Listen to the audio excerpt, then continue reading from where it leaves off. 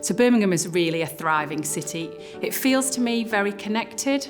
It feels like people know people in the city.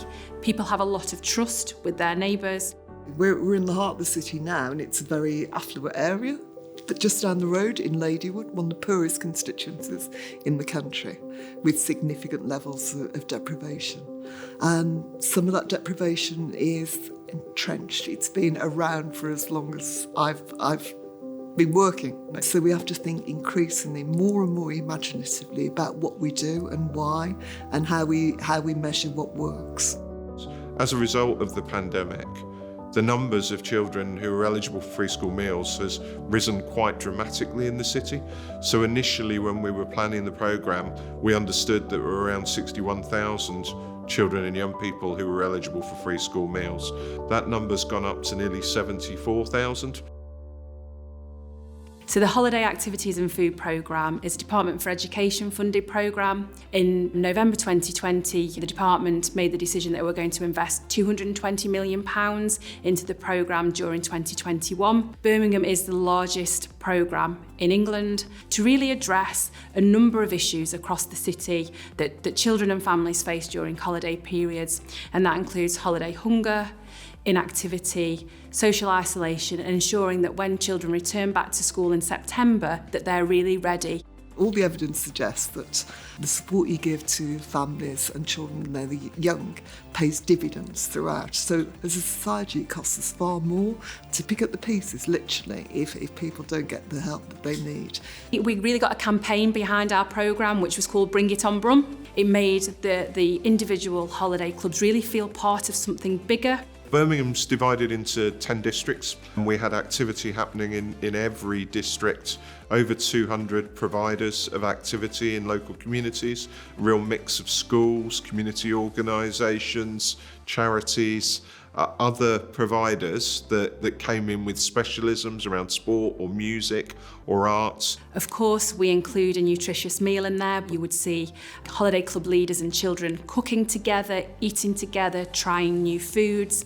We work with the Golf Foundation to give children an opportunity and access to golf that they wouldn't have experienced before. And there was a group that were bell boating on the canal, and for some of them it was the first time they'd ever been on the water. And you can just see in their faces how much good it's doing for their well-being, for some of them for their confidence, the ability to develop their language skills and teamwork and communication. Children learning about how herbs grow and how to use them, then, having a break and then going off and canoeing down the canals. It was just wonderful. The power of the programme has really enabled them to see what's on their doorstep, what's possible, and how they can really make best use of the assets that the city has. So if you're going to run a programme for 32,000 children, there are going to be moments where it's challenging. We dished up over 365,000 meals to those children. We also need to celebrate the food providers that have been the driving force behind this.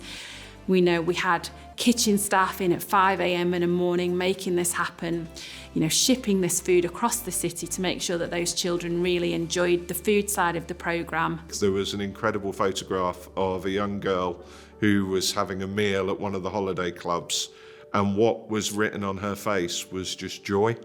And no amount of writing reports is ever going to capture that in quite the same way. And for everybody at StreetGames that's worked on the programme, they all have these incredible stories. A boy, I think he was around about 9 years of age, at the end of the session he picked up some leftover packed lunches. He was asked by the holiday club leader why he was taking those packed lunches home, and he said, "I have 5 brothers at home. They haven't been to the club today. They won't have eaten today."